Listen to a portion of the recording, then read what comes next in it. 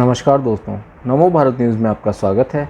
दोस्तों, भ्रष्टाचार व काले धन को खत्म करने के साथ देश को विकास के रास्ते पर तेजी से आगे बढ़ाने के लिए पीएम मोदी लगातार बड़े बड़े आर्थिक फैसले ले रहे हैं। देश के प्रधानमंत्री मोदी ने जब से देश की सत्ता संभाली है तब से ही हमें देश में बड़े बड़े बदलाव देखने को मिले हैं, जिनके चलते आज देश इतनी तरक्की कर चुका है कि देश विदेशों में लोग मोदी जी के लिए फैसलों और उनकी नीतियों के कायल हैं। प्रधानमंत्री मोदी ने आत्मनिर्भर भारत और वोकल फॉर लोकल का आह्वान किया था। तब उस समय पूरे देश के अंदर एक जोश भर देने वाली ऊर्जा कौंध गई थी। पूरा देश उस समय एक साथ आ गया था। लोग बड़े बड़े ब्रांड्स को छोड़कर अपने लोकल व्यापारी से सामान खरीद रहे थे, जिसके बाद सभी विदेशी ब्रांड्स सिर्फ मुंह ताक कर रह गई थी। देश के अंदर उस समय जितने भी मैन्युफैक्चरर थे उन सबकी चांदी हो गई थी। साथ ही इस कदम से भारत को कोरोना काल के समय देश के अंदर आई आर्थिक मंदी से भी उभरने में मदद मिली थी और उसके साथ साथ भारत का इंपोर्ट भी काफ़ी हद तक कम हो गया था, जिससे एक बात तो साफ हो गई थी, भारत के अंदर वो क्षमता है जिससे वो अपनी निर्भरता को दूसरे देशों पर कम कर सकता है। दोस्तों, कांग्रेस वो डूबती हुई नाव हो चुकी है जिसमें कोई सवार नहीं रहना चाहता।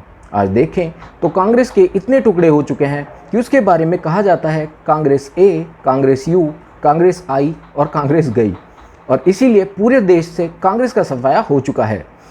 हिंदुस्तानी अर्थव्यवस्था का माली हाल, बेरोजगारी, महंगाई दर और न जाने कितने ही ऐसे मसले हैं जिसे लेकर विपक्षी दल केंद्र की मोदी सरकार पर हमलावर रहते हैं।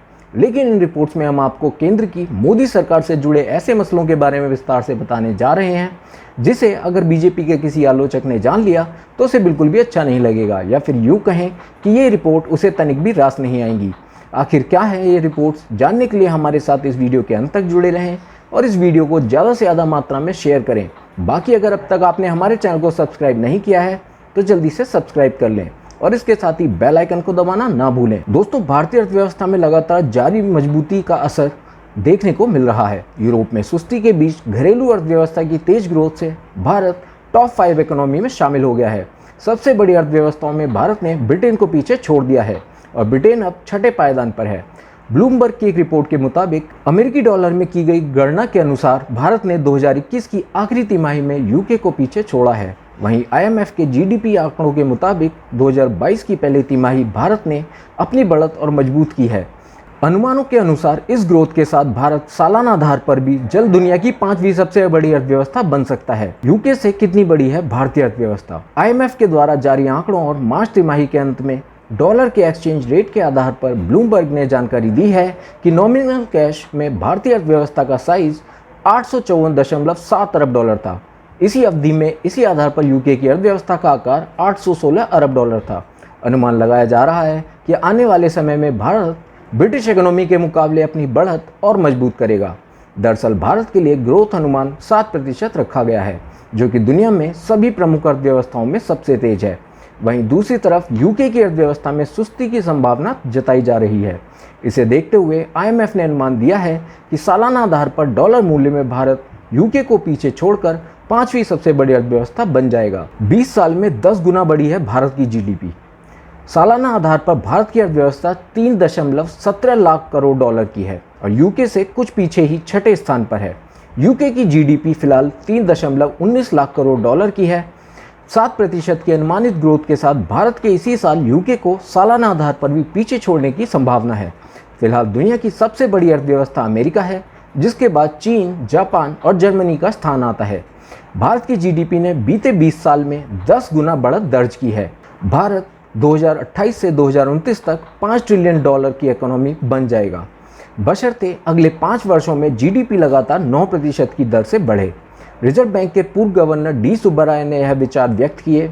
भारतीय स्वतंत्रता के 75 वर्ष पूरे होने के अवसर पर फेडरेशन और Telangana chamber of commerce and industry on India at the rate of 75 marching 5 trillion economy विषय पर उन्होंने कहा कि भारत के लिए 5 ट्रिलियन अर्थव्यवस्था के सपने को हासिल करने के लिए 8 प्रमुख चुनौतियां हैं। सुब्बाराव ने आगे कहा कि नरेंद्र मोदी सरकार ने राज्य सब्सिडी पर एक बहस शुरू की है और सभी राजनीतिक दल इस स्थिति के लिए दोषी हैं। राज्यों को खर्च को लेकर सतर्क रहने की जरूरत। उन्होंने आगाह किया कि राज्यों और केंद्र सरकार को यह महसूस करना चाहिए कि देश के पास अतिरिक्त बजट नहीं है और निश्चित रूप से कुछ सुरक्षा उपायों की जरूरत है। सुब्बाराव ने कहा कि उन्हें सतर्क और चयनात्मक होना चाहिए कि उधार के पैसे से क्या मुफ्त दिया जाए और आने वाली पीढ़ियों पर अनावश्यक कर्ज का बोझ नहीं डाला जाना चाहिए। FTCCI की एक प्रेस विज्ञप्ति में सुब्बाराव के हवाले से कहा गया है, भारत वर्ष 2028 से 2029 से पहले प्रधानमंत्री नरेंद्र मोदी द्वारा परिकल्पित $5 ट्रिलियन की अर्थव्यवस्था बन सकता है। इसके लिए हमें अगले 5 वर्षों के लिए लगातार 9% की वार्षिक GDP वृद्धि दर हासिल करने की जरूरत है। मुझे भारत के लिए 8 प्रमुख चुनौतियां दिखाई देती हैं। क्या है अर्थव्यवस्था के सामने चुनौतियां, ये जानिए। प्रेस विज्ञप्ति में उन्होंने कहा, $5 ट्रिलियन की अर्थव्यवस्था के सपने को हासिल करने के लिए हमें 8 प्रमुख चुनौतियां नजर आती हैं। उनके अनुसार चुनौतियों में निवेश बढ़ाना, उत्पादकता, शिक्षा और स्वास्थ्य परिणामों में सुधार, रोजगार पैदा करना, कृषि उत्पादकता बढ़ाना, व्यापक आर्थिक स्थिरता बनाए रखना, वैश्विक मेगा रुझानों का प्रबंधन और शासन में सुधार करना शामिल है। सरकार के नीतिगत और भारतीय रिजर्व बैंक के मौद्रिक नीति उपायों से देश चालू वित्त वर्ष में आर्थिक वृद्धि, मुद्रास्फीति और वैश्विक स्तर पर संतुलन के मामले में 2 महीने पहले के मुकाबले बेहतर स्थिति में है। वित्त मंत्रालय की शुक्रवार को जारी मासिक आर्थिक समीक्षा में कीमतों की स्थिति के बारे में कहा गया है कि वैश्विक स्तर पर कमोडिटी कीमतों में नरमी के साथ केंद्रीय बैंक के नीतिगत कदम और सरकार की राजकोषीय नीतियों से आने वाले महीनों में महंगाई दर को लेकर दबाव पर अंकुश लगेगा। घटेगा महंगाई का दबाव। रिपोर्ट के मुताबिक भारत में महंगाई के दबाव में नरमी आने की संभावना है। इसका कारण लौह अयस्क, तांबा और टिन जैसे महत्वपूर्ण कच्चे माल की कीमतों का जुलाई 2022 में नीचे आना है। ये सामान घरेलू विनिर्माण प्रक्रिया के लिहाज से महत्वपूर्ण है। खुदरा मुद्रास्फीति जुलाई 2022 में नरम होकर 6.7% पर आ गई है, जो इससे पिछले महीने में 7.01% पर थी। वैश्विक चुनौतियों के बावजूद अंतर्राष्ट्रीय मुद्रा कोष IMF ने 2022 से 2023 में भारत की आर्थिक वृद्धि दर 7.4% रहने का अनुमान जताया है। यह बड़ी अर्थव्यवस्थाओं में सबसे अधिक है। RBI ने वृद्धि दर चालू वित्त वर्ष में 7.2% रहने का अनुमान रखा है, आर्थिक संकेत अनुमानों के मुताबिक।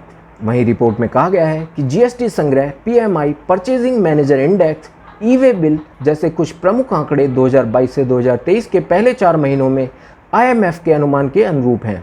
समीक्षा के अनुसार औद्योगिक उत्पादक सूचकांक और 8 बुनियादी उद्योगों का प्रदर्शन औद्योगिक गतिविधियों में मजबूती का संकेत देता है। वहीं PMI विनिर्माण जुलाई में 8 महीने के उच्च स्तर पर पहुंच गया।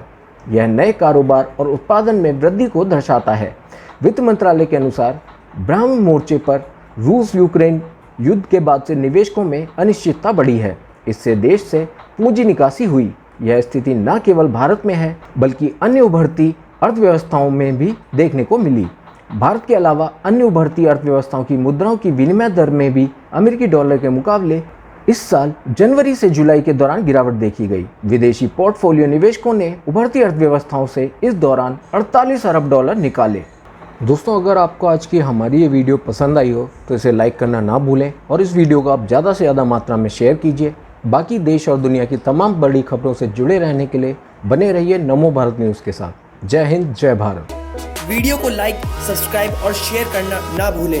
अपने विचारों को कमेंट बॉक्स में लिखकर हम तक जरूर पहुंचाइए।